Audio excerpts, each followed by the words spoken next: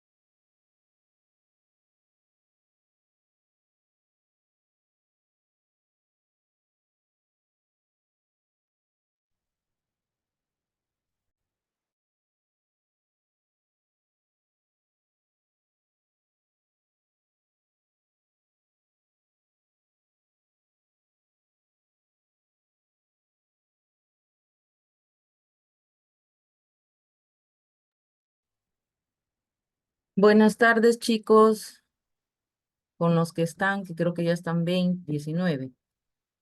Me imagino que irán ingresando sus otros compañeros. Mi nombre es Alicia Adriancén, yo soy médico psiquiatra. Sí se me escucha bien, ¿verdad?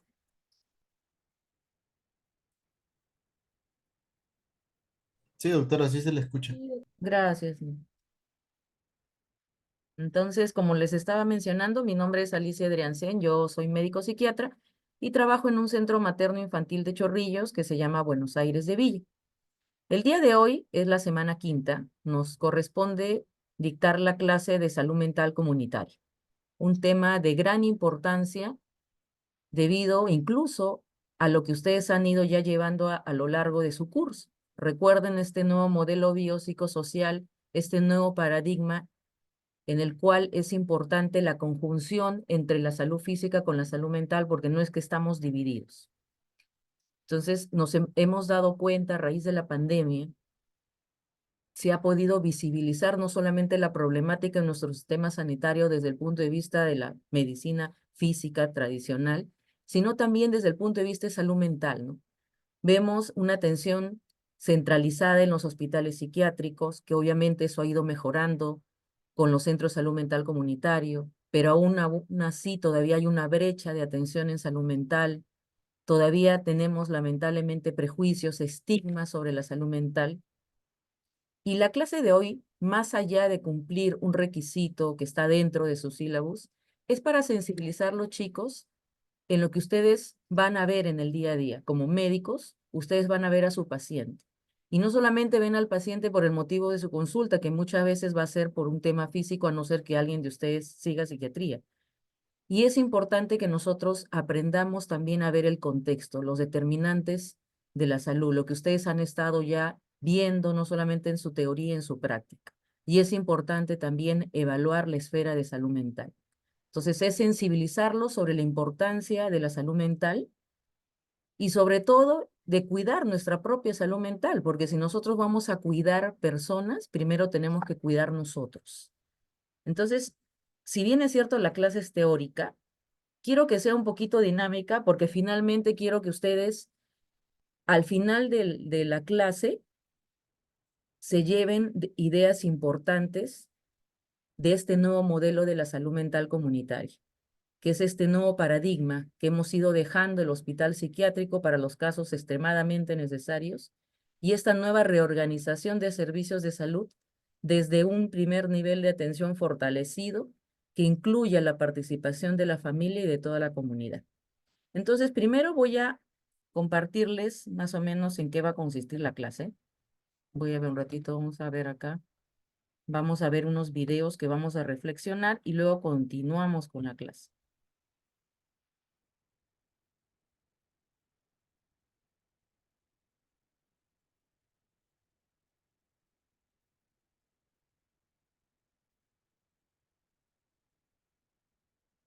Entonces,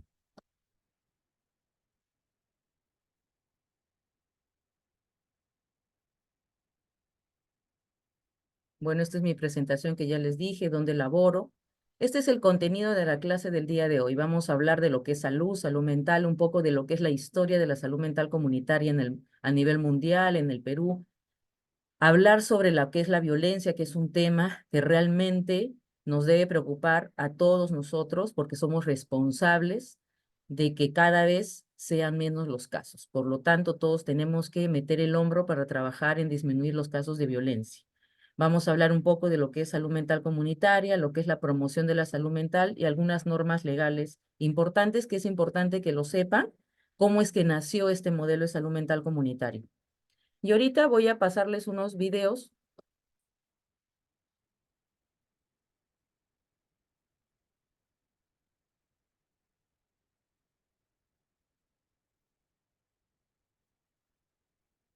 Me avisan o me ponen en el chat, por favor, si se escucha o si hay algún problema.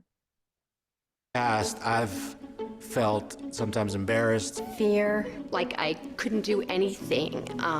It was very overwhelming. I went into a deep state of depression. I have depression. Has suffered from anxiety. It was really hard to talk about. In my family, We never talked about those things. Something I've been afraid to talk about for a long time. In the same way that if you have a physical issue, you break an arm or you sprain an ankle, you go get help. Stigma. Stigma. Stigma. Stigma is the #1 reason that people do not get the help that they need to begin their journey towards recovery. It's okay to need help with mental health issues. It's helped my life tremendously, like, it really has. Just surround yourself with a supporting cast. Mental health matters. It's time to talk. Take the pledge today to break stigma, one conversation.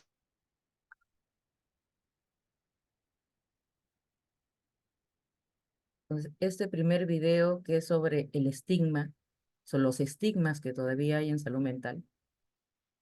Lamentablemente eso hace que muchas personas no acudan a los servicios de salud mental por vergüenza, por el qué dirán, y eso hace que muchas veces se compliquen los casos y que lleguen a los suicidios.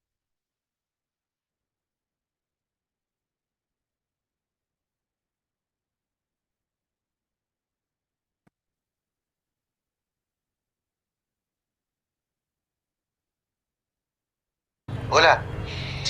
Disculpa por no llegar anoche. Lo siento. He estado hace tiempo con ganas de decirte algo. Últimamente estoy lidiando con mis problemas de salud mental. I think if there was no stigma around mental health, I'd be more open about what I'm going through on the inside. And I don't know, maybe I'd find that other people in my life are actually going through the same thing. Há alguns anos, comecei a contar para outras pessoas sobre minha ansiedade. Isso me ajudou a descobrir ótimas formas de como lidar com ela. Soy muy sociable. Creo que si hablara sobre mis problemas de la salud mental, simplemente no lo creerían. Por eso no hablo de ello. Me preocupa que si la gente se enterara de mi salud mental, pensarán que soy débil. Por eso me aislé. Pero creo que voy a cambiar esto.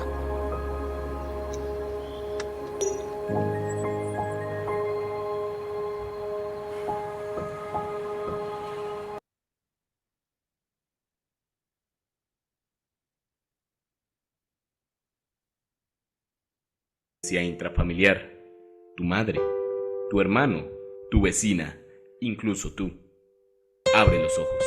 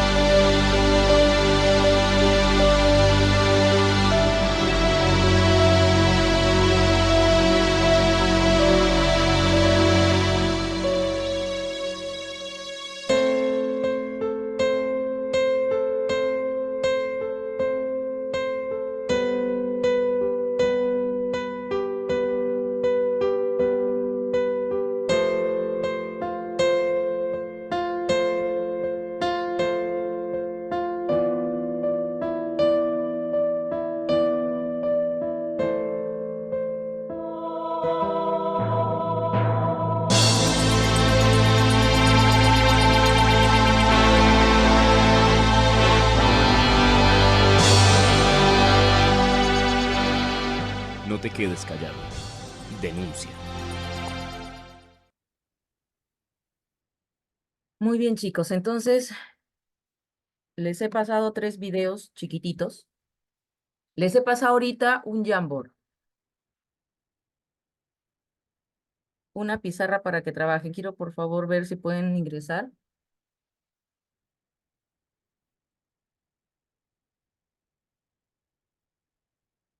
Primero ahorita les voy a explicar y luego los voy a formar en grupos. Y va a ser una forma también de su asistencia.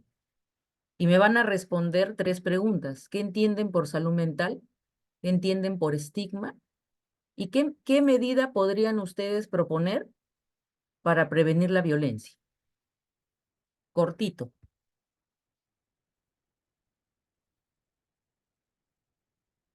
Doctora, ¿podría escribir las preguntas en el chat? Sí, sí, sí. Ya veo que están ingresando. Voy a igual compartir por si alguien tiene No hay problemas en manejar el Jamboard, ¿verdad?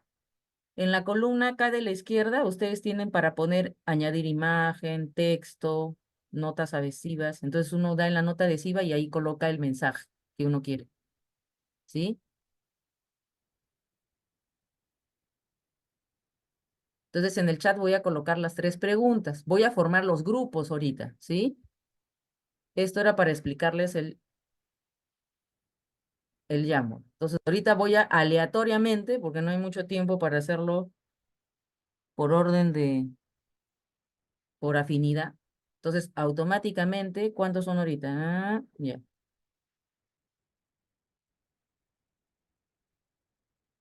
Voy a crear, como casi son 80 10 por cada aula. En un cuadro me van a colocar sus integrantes, ¿sí? Porque esto yo se lo voy a enviar a la doctora Doris Lituma, que es la coordinadora del curso, ¿ya? Entonces, ya estoy creando los salones. Donde vean su nombre, por favor, se anexan al salón.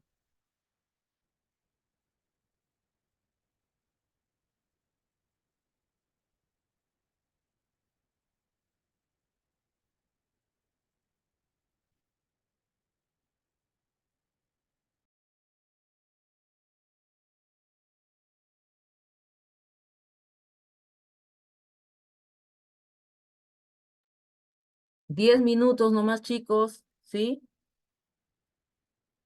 Es algo muy rápido.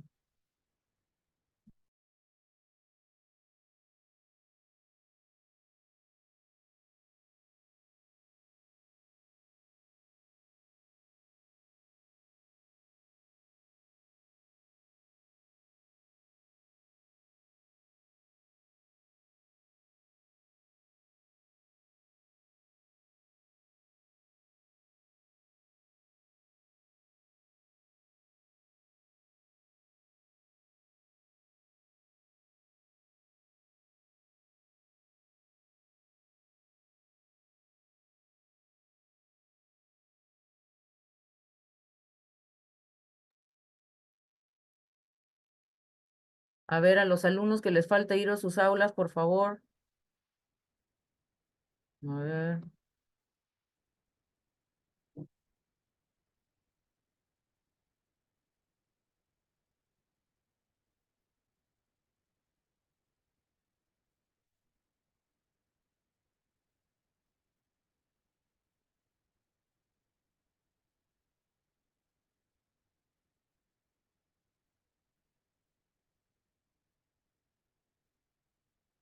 Sebastián, Pedro, Juan, Mauricio, Lucero, tienen que ir a sus aulas. Va a ser parte también de su asistencia.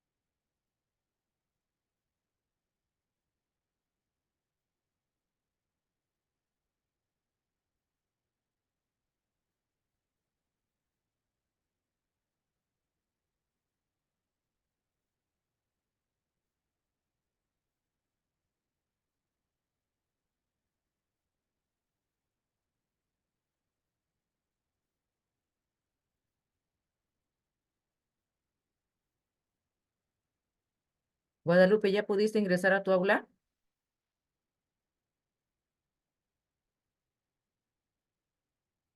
Darlene, alumno Cortés, José Carrasco, Bernardo, se supone que ya deben estar en sus aulas.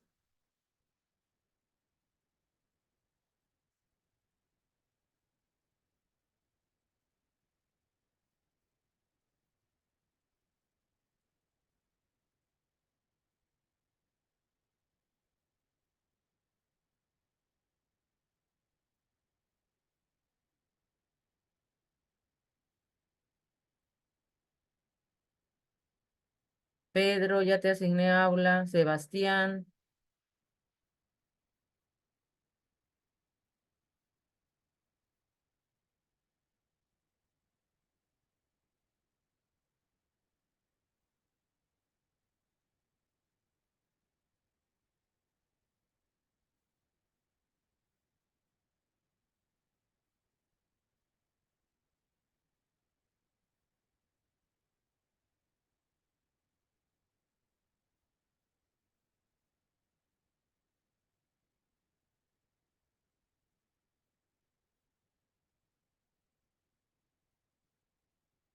Gabriela, Carol, Bernardo, José Carrasco, Cortés, Daniel Flores, Sebastián.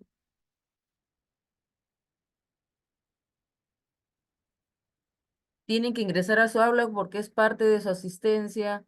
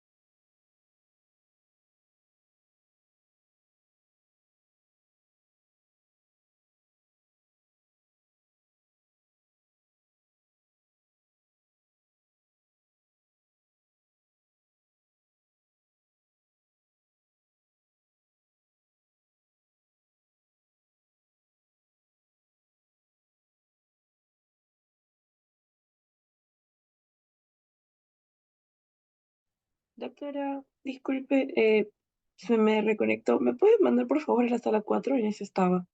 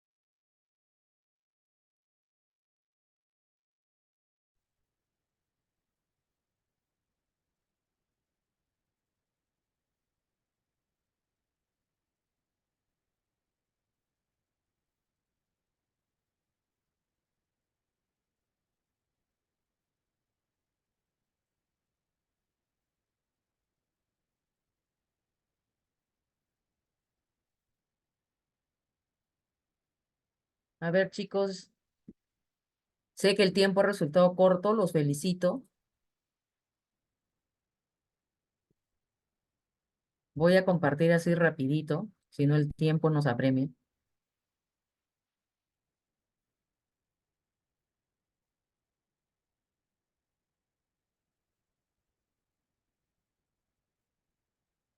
Y voy a leer así rápidamente algún concepto desde mi otro PC, porque aquí en esta de donde les estoy compartiendo está muy poco chiquita digo, muy chiquita la letra.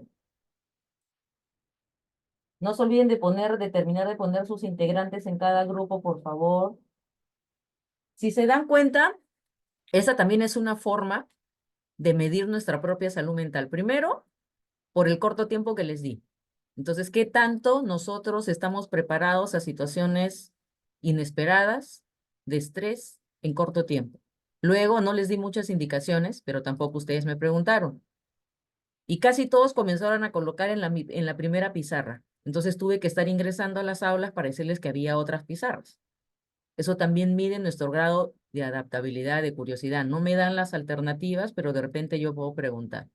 Todo esto, chicos, es parte de nuestra salud mental.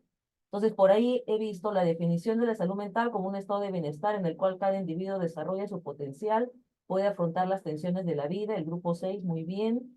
En el grupo 3, la salud mental se refiere al estado de equilibrio emocional, psicológico y social. El estigma son las creencias desfavorables que desacreditan o rechazan a una persona. Este celeste es del grupo, ¿de qué grupo es? Para prevenir la violencia se puede fomentar la educación, diálogo, empatía, respeto, fomentar el trabajo de todos los miembros de la familia. El grupo 1, muy bien, ahí están sus integrantes. Salud mental es el estado de equilibrio entre las personas, con su entorno. Incluye nuestro bienestar emocional, psicológico, social. Es igual de importante que la salud física, muy bien. ¿Cómo podríamos prevenir? Ser responsables y exigir responsabilidad a los demás, enseñar desde pequeños. Eso es muy bien, desde pequeños, en todo el curso de vida. El 3 lo hicimos, 4. Desarrollar habilidades para resolución de conflictos, muy bien. En el grupo 4, ¿qué medidas de prevención de la violencia? Establecer entre todos los miembros normas, reglas, así es, límites. Vieron en el video, las personas decían, es que así me enseñaron, es que yo soy el hombre de la casa, porque eso lo transmiten de generación en generación, porque vivimos en una sociedad machista, donde las mismas mamás son las primeras que promueven el machismo, porque a las hijas les dicen, no, tu hermano no hace, tú tienes que cocinar, tú tienes que hacer. Entonces somos nosotros los que lamentablemente hacemos que esto persista. Por eso tenemos que cortar ese círculo de la violencia, tenemos que poner límites. Muy bien, chicos. Aquí en la 5, no sé qué grupo colocó. El grupo 5 está en la pizarra 6, muy bien, están los integrantes. El estigma, claro, es un constructo, ¿no es cierto? Pero lamentablemente son creencias negativas que hacen que yo pueda discriminar, separar a una persona, en este caso, por tener un problema de salud mental, ¿no? ¿Cómo prevenir la violencia? Escuela para padres, excelente, ¿no? Nadie nos enseña a ser papás, no hay una universidad para ser papás. Uno hace lo mejor que puede, pero lamentablemente a veces nosotros traemos cosas desde nuestra propia niñez. Muy bien, aquí el grupo 2 también haciéndome la definición del OMS, cómo prevenir la violencia, desarrollar habilidades para niños y adolescentes, es decir, por curso de vida. Recuerden, todas las clases de este curso de salud comunitaria, chicos, están concatenadas una tras otra. Para poder trabajar este modelo de salud mental comunitario, tenemos que ir hacia las bases, hacia la atención primaria de la salud, hacia el modelo de atención integral de salud. Muy bien, aquí este grupo, acá está, María, Leonardo, Valeria, muy bien, hasta me han puesto bibliografía acá, excelente, ya, muy bien, todos los grupos muy bien, ya está. Muy bien, chicos, terminen ahí de colocar sus integrantes y continuemos ahora la clase. Voy a compartirla. Entonces recordemos, ¿no? Recordemos un poquito los videos, ¿no? Recordemos cómo el Señor dice, ¿no? Yo voy a cambiar mi actitud, porque yo no quiero que piensen que soy débil, porque lamentablemente se piensa que tener problemas de salud mental es signos de debilidad. Entonces, imagínense para un varón en una sociedad machista decir, no, yo tengo que solucionar mis problemas porque van a pensar que soy débil, no acudo a un centro de salud. O cuando la misma familia le dice, oye, hijo o hija, es cuestión de actitud, es cuestión de poner de tu parte, porque cuando yo era joven yo tenía tantos problemas y no tenía que ir a un psicólogo. Todo eso lamentablemente genera estigmas, discriminación, vergüenza y que uno no pueda acudir a tiempo a un establecimiento de salud.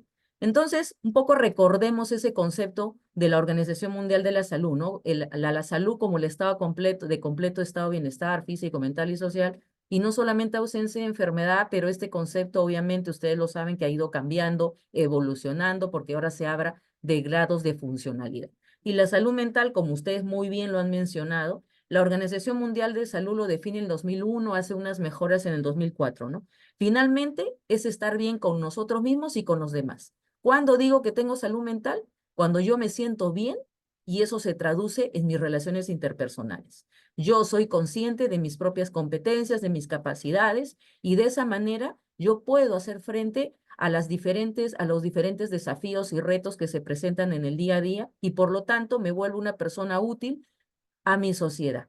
Y en este concepto del 2004 ya no es solamente el tema del sentirme bien, del estado de bienestar, sino que es un estado dinámico porque puede variar dependiendo el contexto, dependiendo la situación.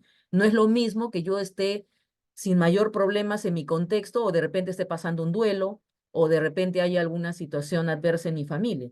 Y obviamente tiene que ver con la interacción interpersonal, porque el hombre no es un ser que vive aislado, es un ser social, por lo tanto tenemos que desarrollar esas habilidades sociales. Entonces, ¿cómo surge este concepto del modelo de salud mental comunitario? Para eso es importante un poco de historia. Antiguamente, recuerdan, de repente alguno ha visto en su curso de psiquiatría, este modelo nosocomial del manicomio, de las camisas de fuerza, donde realmente era traumático que una persona, incluso hasta ahora, creo que por toda esa historia que incluso hasta sale en la televisión, es que las personas no quieren ir pues a un hospital psiquiátrico, ¿no? Entonces todo ese modelo fue cambiando porque comenzaron a darse estudios que referían que la mejor evidencia era cuando el paciente recibía sus cuidados en su comunidad, en su familia. Entonces vemos, por ejemplo, a Kaplan en la década del 60, que da estos conceptos de la prevención en la salud mental, en la identificación de factores de riesgo. Frottenberg en la década del 70, que también menciona los beneficios de la recuperación en el seno de su hogar. Y la Organización Mundial de la Salud, desde la década del 50, hace grandes esfuerzos para ir pasando del modelo nosocomial antiguo a este modelo de la salud mental comunitaria, donde nosotros vamos a tener este nuevo enfoque, esta reorganización en servicios de salud, enfocándonos en el aspecto preventivo promocional. Y ahí ven un concepto que ya ustedes lo saben. Nosotros nos basamos en todo lo que son los principios de la atención primaria de la salud, en la longitudinalidad, en la continuidad, en la atención integral, en el primer contacto. Es parte de nuestra raíz como reforma de salud mental. Hodgman es alguien muy importante porque en la década del 70 da esta triada, este triple poder del paciente. Él menciona esta diada entre paciente y comunidad como algo indisoluble. Por eso que es importante, porque él dice, ¿no? Del hospital al territorio. Es esa visión ya no del que el paciente está en un hospital con largas estancias, sino un paciente que se va recuperando con su entorno, con sus personas, con su familia, con sus vecinos, y que se reinserta rápidamente a la sociedad, de un modelo en el cual el psiquiatra era el encargado del paciente a una atención de un equipo multidisciplinario, de la persona enferma, porque ya no vemos a la enfermedad, sino ustedes recuerden este nuevo modelo, vemos a la persona. Luego vemos que en la década del 60, Kennedy, presidente de Estados Unidos, da un gran, digamos, empuje en esa época, en la década del 60, a este movimiento de la higiene mental. Y ahí surge este psiquiatra Meyer, que incluso en conjunto con uno de sus ex pacientes, fomentan este tema de la Liga de Salud Mental, de alguna manera para luchar por los derechos de los pacientes de salud mental y promover este cuidado en la comunidad. Incluso ahí se crearon como 600 centros de salud mental comunitario. Luego vienen pues en Italia, en Europa. En Italia fue Basaglia, donde se habla de la desinstitucionalización psiquiátrica, y a nivel de América Latina también, ¿no? Chile es uno de los primeros países también en la reforma de salud mental, en la formación de monitores como promotores de salud. En Brasil, el énfasis en lo que son la atención integral, los principios de los derechos de los pacientes. Luego también tenemos a Bebet y Freeman, que habla de estos conceptos que son importantes y si ustedes los ven, también ya ustedes los han revisado en sus clases pasadas. Todo tiene que estar concatenado, chicos, porque este es los nuevos modelos. El modelo de continuidad de cuidados. O sea, el paciente no es un paciente fragmentado, sino es un paciente que está inmerso en su sociedad, donde nosotros lo que queremos es la prevención, no recuperar ya el daño. Y si ya se dio el daño, tratar de que sea el mayor grado de funcionalidad posible. Este enfoque de gestión territorial, donde yo conozco a mi población, donde yo puedo hacer un mejor abordaje, donde yo acerco los servicios de salud mental del hospital a la comunidad.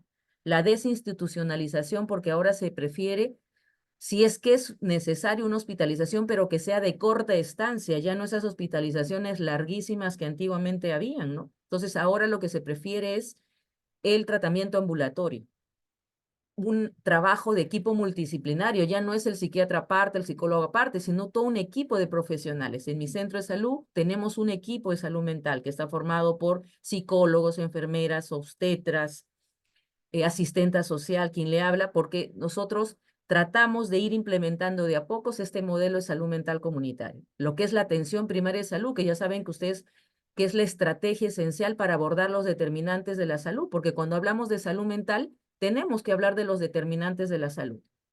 Evidentemente, aquellos factores como la educación, como el nivel económico, van a impactar también en nuestra salud mental y viceversa. Y obviamente fomentando la participación comunitaria, la corresponsabilidad, que es algo que también ya han visto. No es solamente que uno pasivamente es un receptor como el modelo anterior, sino que hay una corresponsabilidad entre el usuario, entre el paciente y el profesional de la salud. Y así como ustedes habrán visto en sus clases, ¿no? La declaración de Almata es un hito importante para la conceptualización de lo que es atención primaria de la salud. La Carta de Ottawa es un hito importante para lo que es la conceptualización de promoción de la salud. Y para nosotros, en lo que es la reforma de salud mental, el modelo de salud mental comunitario es la Declaración de Caracas. En el año de 1990 es este nuevo paradigma de este enfoque de salud mental comunitaria, enfocándonos principalmente en todos los conceptos de atención primaria de la salud. Y ahí tienen algunos de los puntos importantes. Primero, que la reestructuración de esta atención psiquiátrica tiene que estar ligada de todas maneras a esta conceptualización de la atención primaria de la salud, donde nosotros tenemos que tratar al paciente en su entorno, fomentando unas redes de soporte. Recuerden sus instrumentos de salud familiar, el ECOMAPA, para eso me sirve. Yo puedo saber si tengo un paciente que acude a mi área de salud mental, yo tengo que hacerle su evaluación de salud familiar, porque de repente es un paciente que no tiene soporte familiar, entonces yo tengo que buscar cuáles son sus redes sociales de soporte, porque yo lo que tengo que hacer es prevenir crisis, prevenir que ese paciente vaya a un hospital psiquiátrico. Según esta declaración de Caracas, más bien la hospitalización viene a ser un obstáculo porque aísla al paciente y le genera mayor grado de discapacidad. Y obviamente las legislaciones de todos los países deben estar en torno a la búsqueda del respeto de los derechos humanos de los pacientes con problemas de salud mental. Y se debe capacitar a los recursos humanos, en este caso a nosotros como profesionales, seamos o no seamos psiquiatras o psicólogos o de profesionales de la salud, en la importancia de este enfoque de salud mental. En una de sus clases me acuerdo haber visto, ¿no? Cuando venía una de sus pacientes les pone el caso el doctor de dolor de cabeza, de cefalea, y es así, van a haber casos que les va a llegar a su consulta, quizás por dispepsia, y de repente ustedes vamos a pensar que somos excelentes médicos porque le vamos a dar la mejor medicación de última generación, pero de repente no estamos viendo el otro enfoque, que la causa es una causa de repente de salud mental. Entonces, si no vemos ese enfoque, solamente vamos a apaciguar el dolor por un tiempo, pero ese problema va a continuar. Entonces, tenemos que ver a nuestro paciente en toda su integralidad. Dentro de esta historia de la salud mental comunitaria, ya hemos visto un poquito a nivel mundial. En América Latina, lo que es importante son los principios de Brasilia, que ya les manifesté, que era el tema de el respeto a los derechos, la atención integral. Este programa MHGAP, que se los voy a mandar quizás a la delegada también, chicos, no quizás, se los voy a enviar. ¿Por qué? Porque este es como un protocolo de atención. Este MHGAP, sus siglas que están en inglés, es un programa mundial para superar las brechas en salud mental, que se da por la Organización Mundial de la Salud en 2008. ¿Por qué? Porque es evidente que los recursos humanos para atender los problemas de salud mental no son suficientes. Por lo tanto, se crea este protocolo para capacitar a médicos no psiquiatras o personales del primer nivel de atención o de zonas lejanas para que puedan tratar digamos, lo más importante o lo más frecuente de los problemas de salud mental antes de ser referidos a un psiquiatra. Yo no voy a esperar, si estoy en un pueblo alejado y viene un paciente por ideación suicida, yo no voy a esperar pues referirlo, sino tengo que tratar al paciente. Entonces, este protocolo es para ver trastornos de salud mental y trastornos neurológicos, lo más frecuente. Luego tenemos el plan de acción sobre la salud mental del OPS, luego tenemos diferentes a lo largo de todos estos años, todos los esfuerzos que se han dado a nivel mundial con la intención de operativizar este modelo de salud mental comunitaria, de fortalecerlo, de proteger los derechos de los usuarios. Acá tenemos como último el tema del plan de acción integral sobre lo que es la salud mental 2013-2030, que se fundamenta en 4 aspectos importantes, en fomentar y de alguna manera fortalecer el liderazgo y la gobernanza en lo que es el trabajo desde el Estado, desde el nivel central en salud mental. Luego el trabajo también en lo que es tecnología, información, es importante tener información, estadística sobre la problemática en salud mental, hacer investigación en salud mental. El tema de lo que es nosotros es la atención integral con enfoque en la comunidad.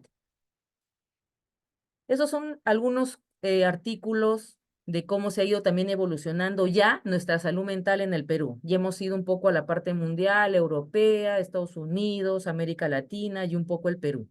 El Perú también tiene muchos antecedentes. Rotondo fue uno de los pioneros en el trabajo de lo que es psiquiatría comunitaria.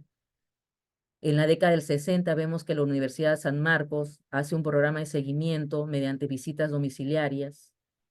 En la década del 70 también el programa de psiquiatría comunitaria en el Cono Norte, Cono Sur, con el psiquiatra Castro de la Mata, en los distritos de Independencia, San Martín de Porres. En la década del 80 también hay un programa de salud mental comunitaria y seguimiento de casos, sobre todo en casos de niños y adolescentes. Entonces se han dado casos de manera aislada, pero lo que se ha querido a partir de la ley, que ya les voy a mencionar, es sistematizar todo este trabajo.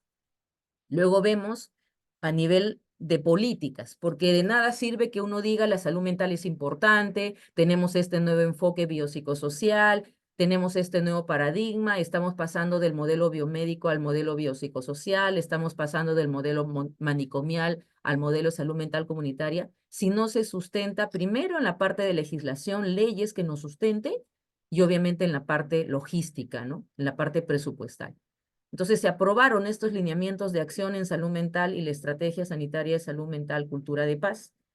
Ustedes deben de haberlo visto en ese cuadro del modelo de abordaje de promoción de la salud, que es importante porque de alguna manera a través de estos lineamientos se fundamenta, ¿no? La importancia de la salud mental, el respeto a los derechos de los usuarios, cómo fomentar y promover una mejor salud mental.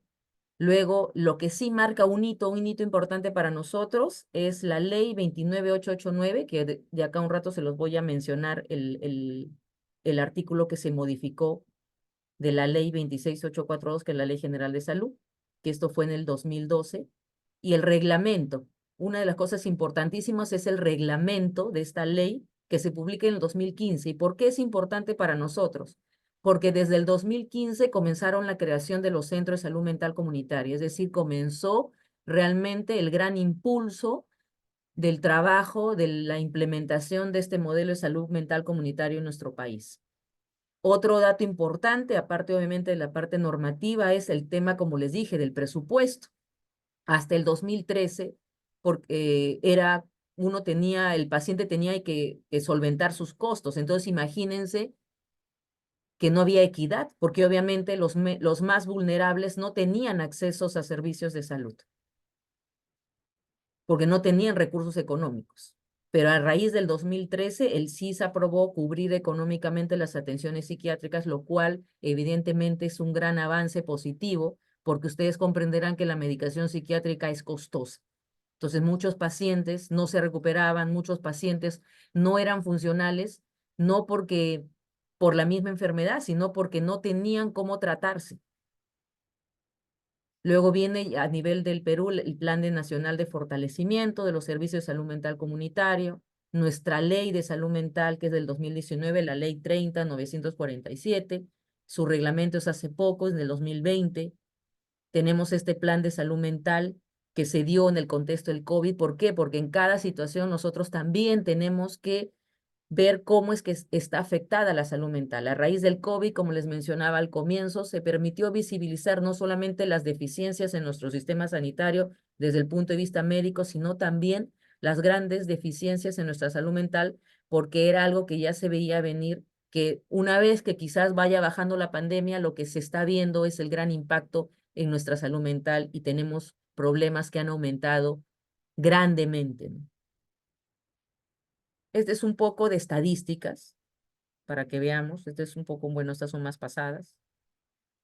Aquí vemos, ¿no? Por ejemplo, la prevalencia, ¿no? Número de casos antiguos y nuevos de algún trastorno de salud mental en el cuadro de la derecha. Son las regiones con menos recursos económicos las que lamentablemente son las que están más afectadas por nuestros problemas de salud mental. Por eso que es importante, recuerden, este abordaje integral de los determinantes de la salud. No es solamente que viene mi paciente y yo le doy la medicación, sino que yo tengo que ver otros determinantes. Este es esto lo saqué de una revista justo en la época de la pandemia, y ahí podemos ver en esa lista de países que Perú fue uno de los países con las cifras más altas de población afectada por depresión y ansiedad. Aquí vemos también algunos casos de estadísticas ya de violencia, ¿no? Por ejemplo, en el ENDES, la Encuesta Nacional de Hogares del 2021, se vio que el 54.9% de mujeres han tenido casos de violencia. El 20.7% de mayores de 12 años, o sea, adolescentes, padecen algún problema de salud mental. Eso es lo que se ha visto. El aumento de los problemas de salud mental en niños y adolescentes. Miren esa cifra, ¿no? Según el ENDES del 2022, un 32.3% entre 15 a 29 años presentan algún problema de salud mental. En realidad, el suicidio es una de las principales causas de muerte en la población joven. Joven, saben ustedes que es de 18 a 29 años. La carga de enfermedad solo de la depresión a nivel mundial representa aproximadamente el 4%. Incluso se menciona datos hasta de presupuestos. Se dice que hasta el 2030 va a haber un gasto de 16.3 billones de dólares en el costo de lo que representan los trastornos de salud mental. Es decir, que es mejor trabajar en el antes, en esta historia natural de la enfermedad que ustedes han visto, en el periodo prepatogénico. O hacer ya cuando estamos en el patogénico, pero un diagnóstico precoz, lo más precoz posible para limitar el daño. ¿Y por qué es importante que nosotros sepamos los trastornos de salud mental? Porque si nosotros no los sabemos tratar, no los identificamos, todo esto va a influir en nuestra calidad de vida, en nuestra capacidad funcional, en la productividad, en la integración social, en la independencia de las personas.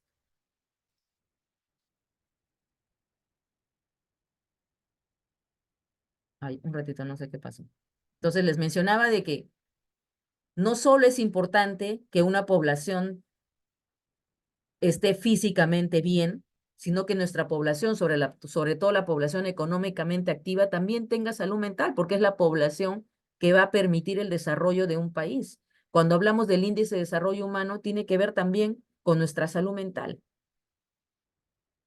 Y la salud mental está íntimamente ligada a la salud física. Ya se han visto estudios, ya está demostrado la relación intrínseca. Muchos pacientes somatizan, exteriorizan de alguna manera física lo que emocionalmente no lo pueden de alguna manera de repente decir. Ahora, actualmente, vivimos tiempos que que quizás toda esta situación que hemos vivido hace que nuestros niveles de estrés estén muchos más altos. Incluso hoy día ustedes hoy día han estado sometidos a estrés, han dado un examen. Pero ese estrés, digamos que es un eustrés, es decir, que es una reacción fisiológica normal frente a un estímulo que es el examen. Pasa el examen, vuelvo a mi normalidad. Pero ¿qué es lo que sucede en aquellas personas que el estrés es crónico? Porque de repente es un padre de familia que tiene que dar de comer a su familia y no tiene los recursos económicos y tiene que pagar el alquiler y tiene que pagar los servicios. Va a estar sometido a un estrés crónico y ese estrés crónico es un riesgo para desarrollar un trastorno de ansiedad. Entonces, todo eso es importante porque de repente ese padre de familia acude al centro de salud diciendo, doctor, doctora, ya no puedo, me duele la cabeza y solamente le damos analgésicos. Y el tema es el estrés. Es enseñar también habilidades de manejo de estrés. Ustedes saben fisiológicamente, ¿no? El cortisol se aumenta, está elevado, elevado, elevado. El cortisol es la hormona del estrés. Nuestro eje hipotálamo también está alterado. El adrenocortical, nuestro sistema nervioso autónomo. Por eso es que tenemos síntomas. Por eso es que cuando el estrés se eleva demasiado, las personas sienten como que están calientes, sienten palpitaciones, sensación de falta de aire. Hay personas que incluso les da diarreas, les da náuseas, les da vómitos, les comienza a salir como ronchas y van al dermatólogo y piensan que es un cuadro dermatológico cuando es un cuadro de estrés, porque es un tema también fisiológico hormonal. Entonces es importante que eso lo tomemos en cuenta. De repente uno de ustedes estudia dermatología, es un gran dermatólogo o dermatóloga, pero si no vemos ese aspecto, de repente el paciente va a decir, no, ese doctor, esa doctora no es buena porque me receta, pero me sigue saliendo las ronchitas. Ah, porque de repente también es un componente de salud mental. Entonces necesita una interconsulta pues a psicología o en algunos casos hasta psiquiatría. Entonces es importante, chicos, que ustedes hagan este abordaje de salud mental. Ya. Acá hay más de estadísticas que realmente se las he colocado un poco para generar impacto, para que realmente nos preocupemos, porque todos somos responsables. Todos somos peruanos o residentes aquí en el Perú y por lo tanto somos responsables de nuestra salud. Por eso, como les decía, hay una corresponsabilidad. Imagínense, 30% de niños y adolescentes en riesgo. Niños atendidos por maltratos, niños y adolescentes, ha aumentado a raíz de la pandemia en un 15-21%. Los casos por depresión también han aumentado en un 12%. En el 2023, solo por el diagnóstico de depresión, casi han llegado a los 300,000 casos de diagnóstico de depresión. De una población analizada durante la pandemia, el 52% presentó estrés moderado a severo. Y de ese 52%, el 54% problemas de dormir, porque eso también da el estrés crónico. Problemas de sueño. Y el sueño es una función biológica importante para mantener nuestra salud. A nivel mundial, 1 de cada 8 personas tiene problemas de salud mental. Aquí en el Perú tenemos 2 de cada 10 personas con algún trastorno de salud mental. Y lamentablemente la gran mayoría no recibe una atención adecuada. Ha habido, desde el 2020, aumento de casos. En 2022 ha habido más de 1 millón, casi 4,400 casos diarios de problemas de salud mental. Entonces la OPS hizo un informe donde se determinó algunas medidas que podrían ayudar para mejorar el tema de la salud mental. Entre ellas tenemos, primero, el tema de financiamiento, obviamente, garantizar los derechos de las personas, promover y proteger la salud mental a lo largo de toda la vida, lo que también he leído en algunos de sus grupos, porque es cuidar toda la vida. Por ejemplo, es una mujer gestante, si es una mujer gestante que está con depresión, ansiedad, ya está biológicamente demostrado en algunos estudios que hay un riesgo de que ese niño o esa niña que nazca a lo largo también puede desarrollar un problema de salud mental. Entonces tenemos que cuidar la salud mental en todos los cursos de vida, porque todo eso va a influir. Si es un adulto que tiene un problema de salud mental, probablemente también va a maltratar a su padre o su madre, que es un adulto mayor, y es un círculo de la violencia. Acá hay una tabla de recursos humanos. Si bien es cierto, han aumentado las plazas de psiquiatras, aún sigue siendo insuficiente para la población. Otro tema importante que quería mencionar rápidamente es que es la violencia, ¿no? La violencia familiar es cualquier acto de agresión física, verbal, que se realiza en el interior del hogar, por los miembros del hogar. La violencia contra la mujer es cualquier conducta o acción que basada en su condición de género de ser mujer cause algún tipo de daño o sufrimiento o muerte.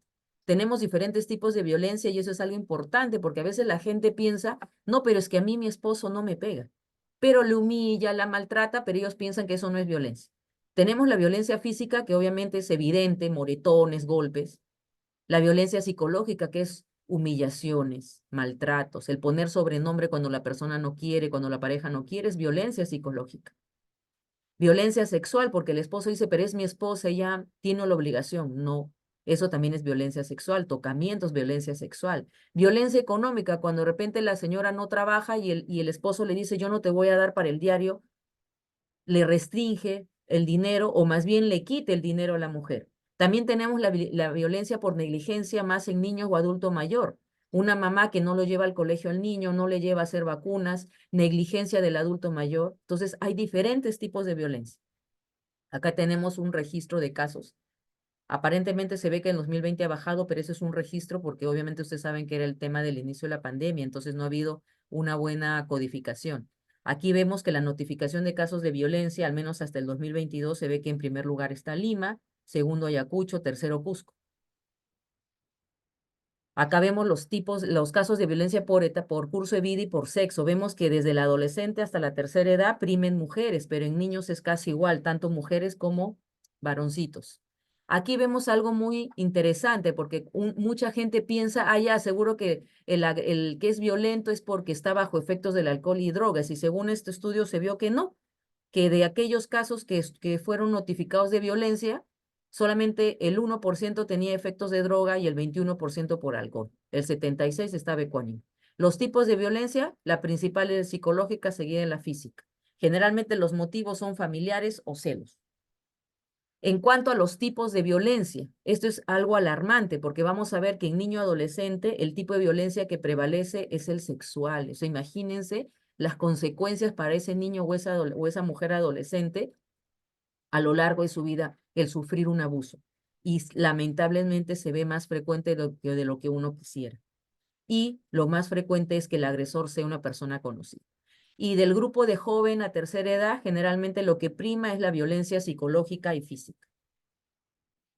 Aquí, bueno, les traje algunos datos actualizados desde enero a marzo del 2024, porque ustedes saben, por si acaso en la ley de violencia, todos nosotros, sobre todo el personal de salud y personal de educación, estamos en la obligación, si vemos que hay alguien que puede estar sufriendo de violencia, de hacer la denuncia. Nosotros podemos llamar a la línea 100 o al chat 100. Si tenemos algo de miedo, porque a veces dicen, no, es que después me van a llamar, me van a llevar para que yo declare, puedo yo llamar anónimamente, pero tengo que tener el nombre completo y la dirección de la probable víctima. Entonces vemos que en lo que va de enero a marzo, este servicio de atención urgente que trabaja con el tema de lo que es mujeres o personas violentadas, van 2.112 casos de violencia familiar, sexual y otros de alto riesgo. Los que han llegado al Centro de Emergencia Mujer que ustedes han escuchado, ya va de lo que va del año, o sea, perdón, de enero a marzo, 38.907. ¿Y cuántas llamadas a la línea 100? 35.374 consultas telefónicas de enero a marzo.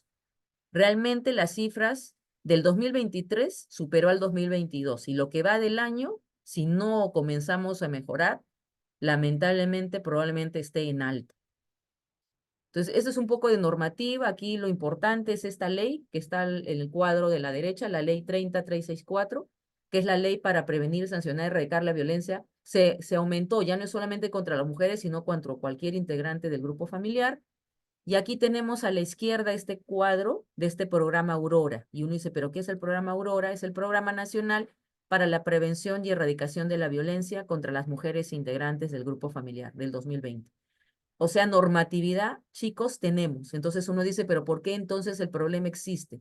Porque la problemática va más allá de solamente tener lineamientos. Primero, no solamente basta tenerlos, sino cumplirlos. Y tercero, basta lo que les mencionaba y lo que de repente les ha mencionado muchos de sus docentes, el abordar los determinantes de la salud, los determinantes sociales de la salud. Entonces, es un trabajo a largo plazo y de todos los sectores. Por eso que trabajar salud no solamente es el sector salud, sino todos los otros sectores que tenemos que trabajar.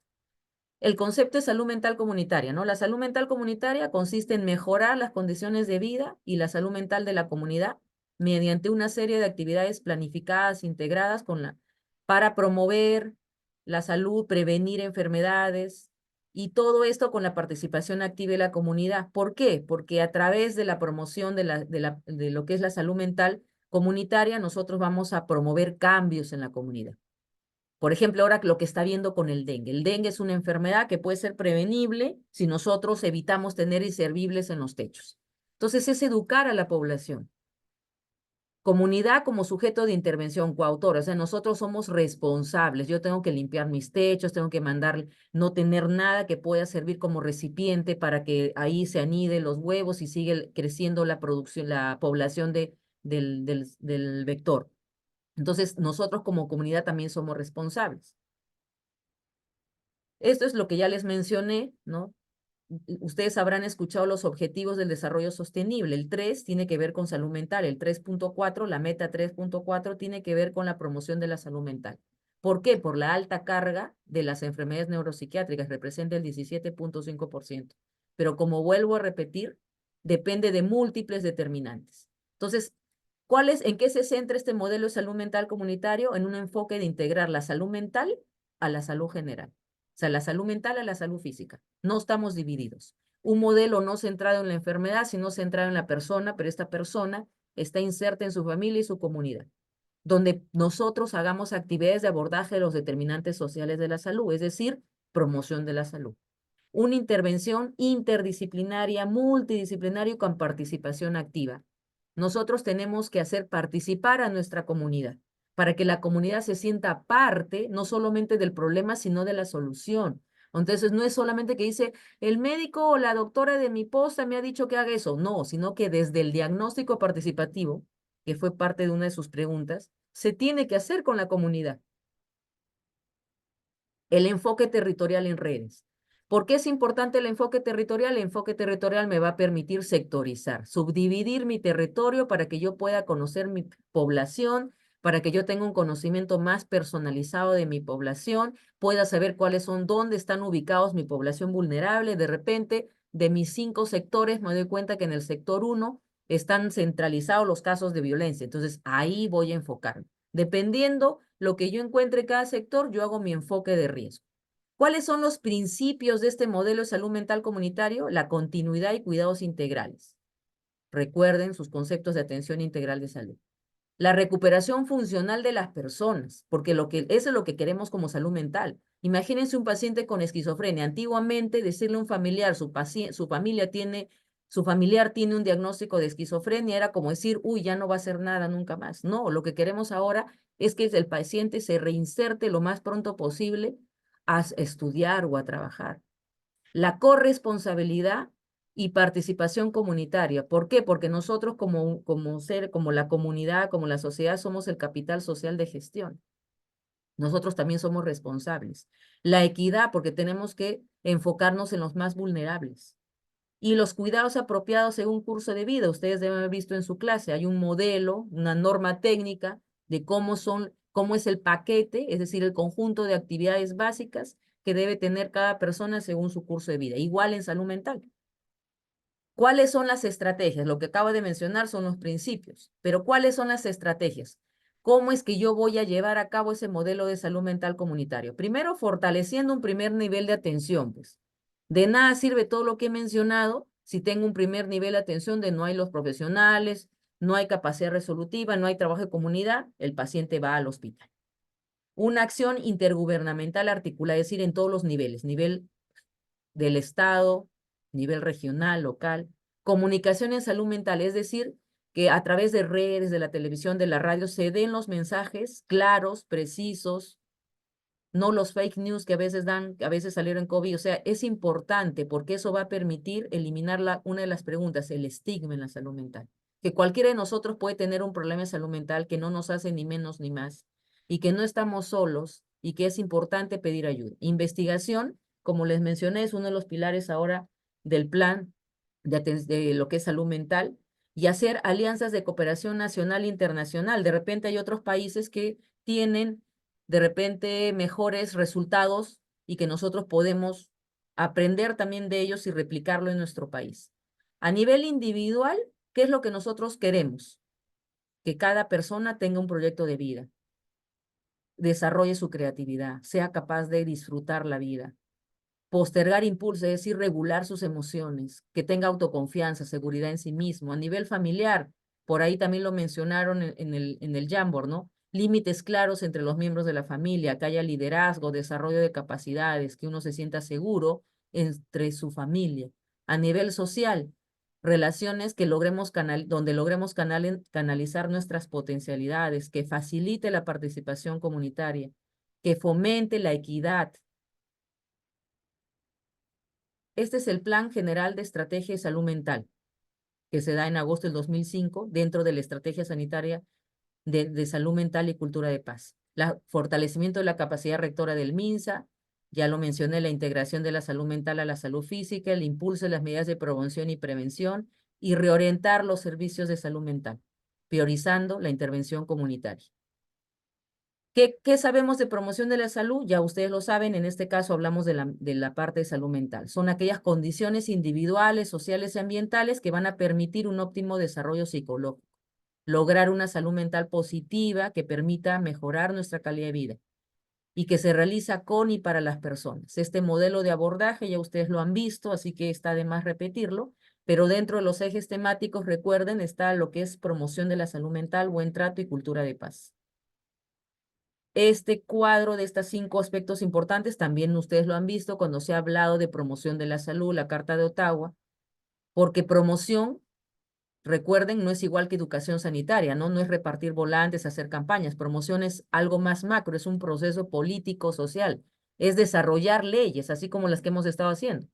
Es desarrollar políticas públicas saludables, crear ambientes de apoyo, fortalecer la acción comunitaria, desarrollar habilidades personales. De nada sirve que yo quiera que mi comunidad tenga mejor salud mental si yo no los educo, si yo no le doy las herramientas para que ellos sepan cómo lidiar de repente con el estrés, cómo aprender a lidiar con el estrés, qué habilidades tengo para aprender a resolver problemas.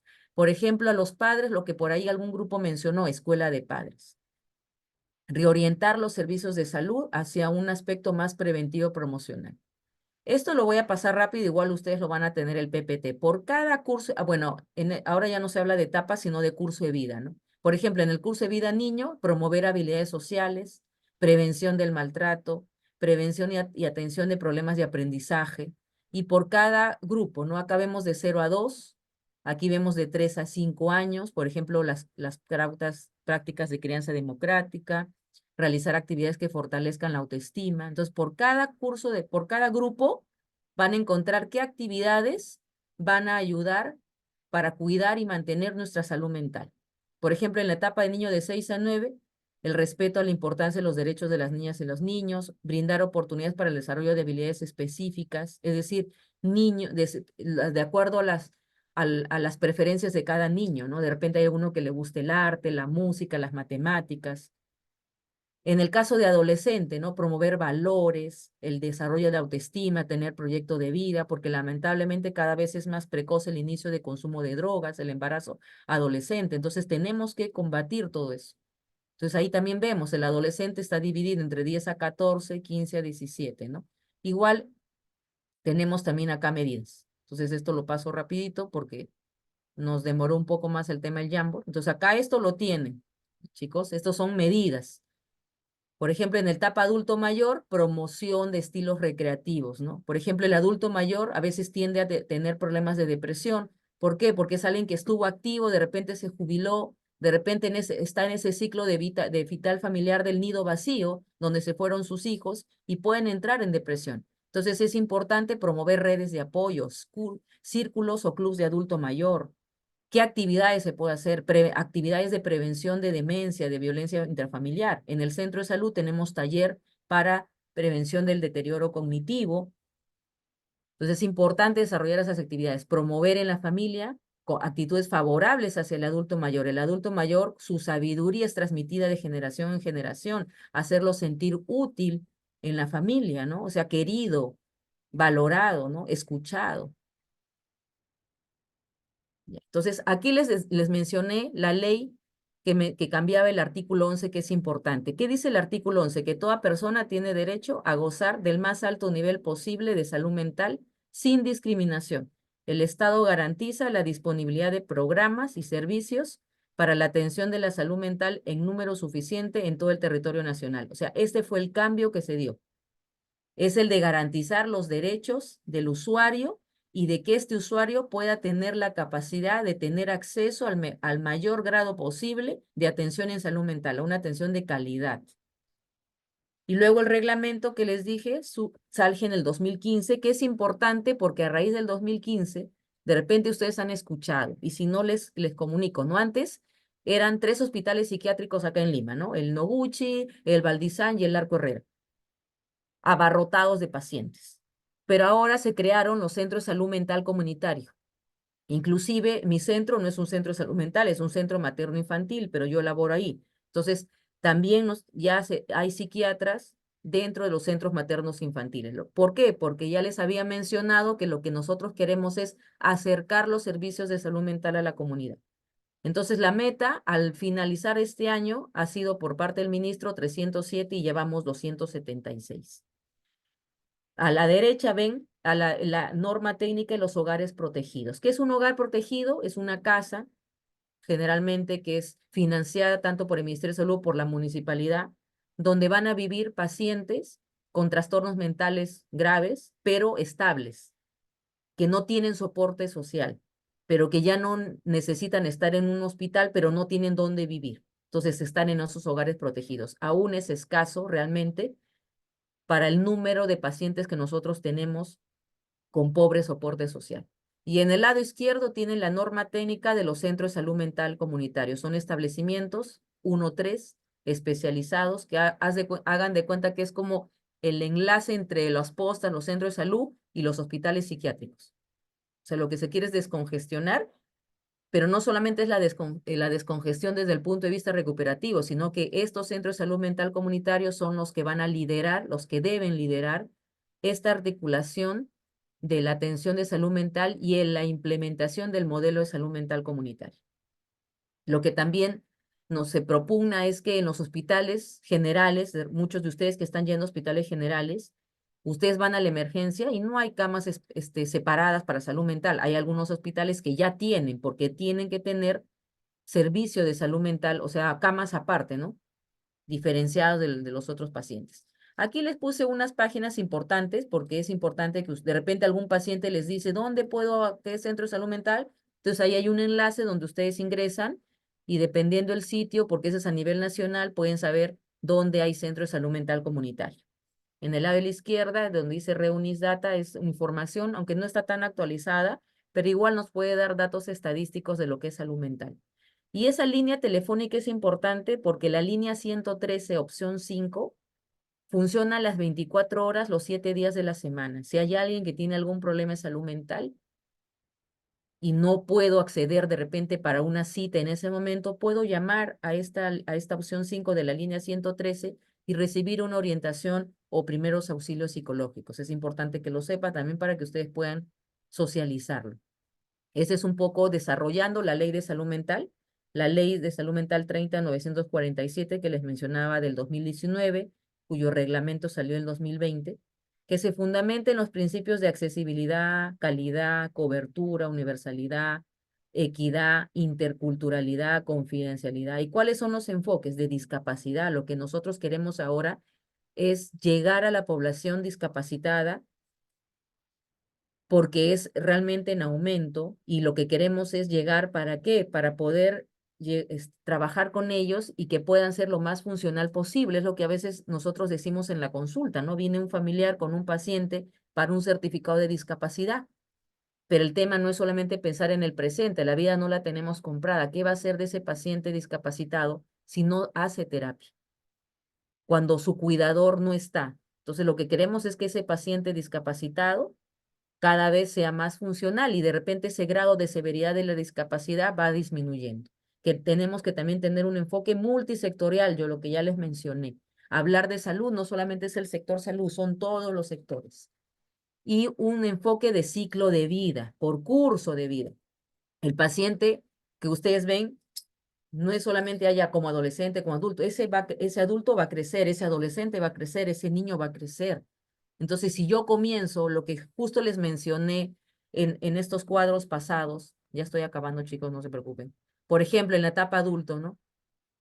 Si yo trabajo el sensibilizar a las adultas, a los adultos en la importancia de la expresión de afectos, en incentivar actitudes críticas respecto a patrones culturales, en promover el interés por asuntos públicos, ¿dónde más hay? Acá, en general, promover estilos de vida saludable, canales de participación, prevención de violencia familiar. Entonces, esos adultos, cuando formen una familia, van a formar una familia más sana, más saludable. Pero si nosotros no trabajamos desde la niñez, ¿qué va a ser de ellos cuando lleguen a ser adultos y tengan que ser padres? Por ejemplo, en el adolescente, ¿no? Si nosotros desde el adolescente no trabajamos esos temas de lo que es salud mental, ¿qué va a hacer cuando ese adolescente llegue adulto? Entonces tenemos que trabajar en todos los cursos de vida porque todo se relaciona. Aquí algunos datos importantes, ¿no? El modelo de atención comunitaria en salud mental se implementa según las necesidades, satisface las necesidades de una población, promueve la participación comunitaria y lo que debe promover es la recuperación total, lo que ya les mencioné, la inclusión social, que ese paciente se reinserte. ¿Cuáles son las prioridades en salud mental? Se considera prioritario lo que les dije, ¿no? Poblaciones vulnerables, quienes son niños, adolescentes, mujeres, adultos mayores, bajo un enfoque de derechos de género. La implementación de servicios de atención de salud mental comunitario tiene que ser importante dentro de lo que son las redes integrales de salud. ¿Cuáles son las condiciones de la atención en salud mental? Se realiza desde el primer nivel de atención con un abordaje comunitario. Así no haya psiquiatra.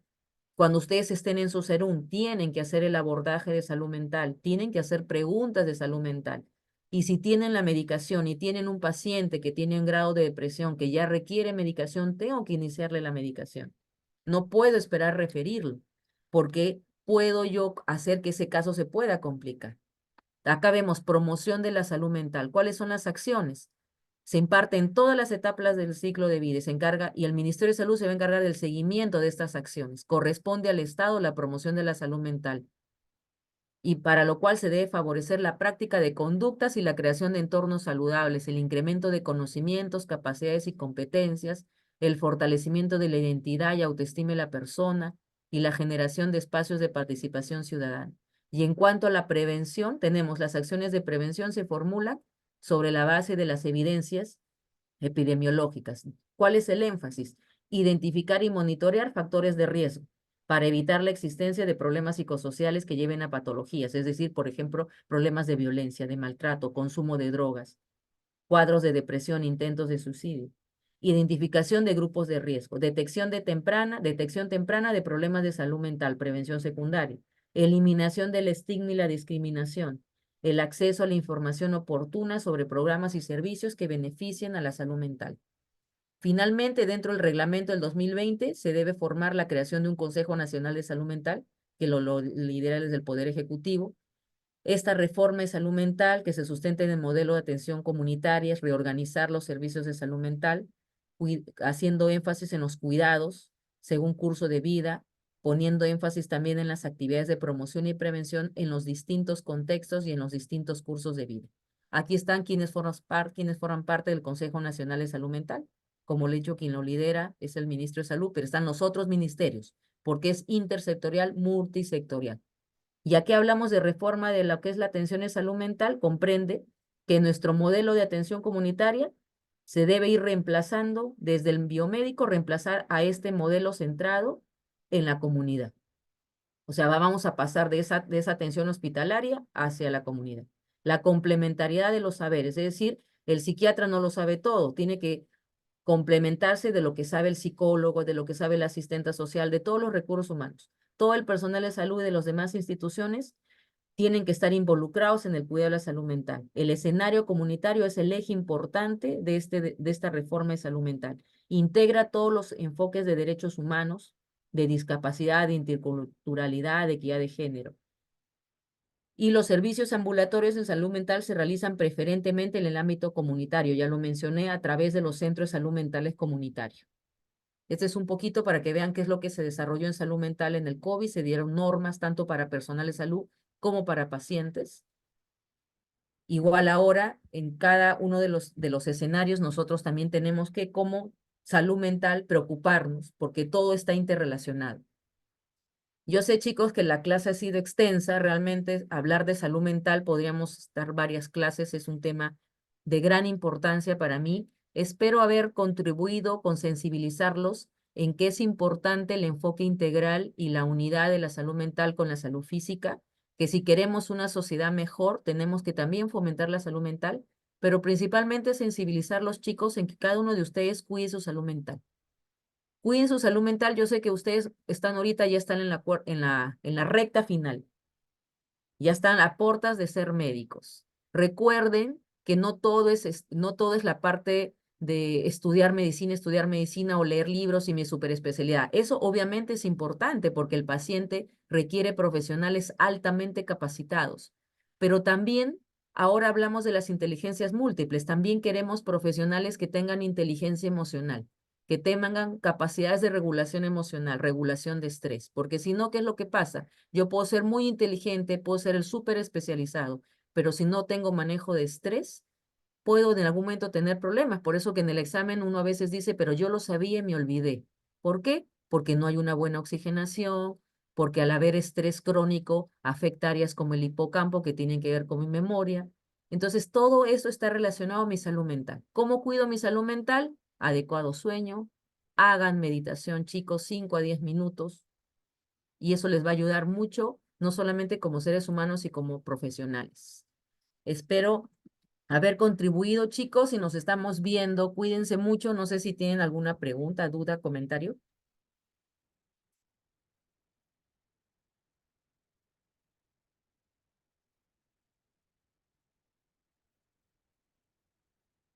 Entonces, si no hubiera preguntas, justo creo que estoy casi en la hora. Justo terminé un poquito antes. He tratado de correr para poder hacer toda la clase. Voy a pasar el PPT, voy a pasarles también esto del programa del MHGAP como protocolos de atención, que eso les va a servir para su SERUM, porque es para atención en el primer nivel de atención. Y cuídense, chicos, cuiden su salud mental también y éxitos. Nos estamos viendo. Gracias, doctora. Gracias, doctora. Gracias, cuídense. Doctora, cuídese. Gracias, cuídense. Gracias.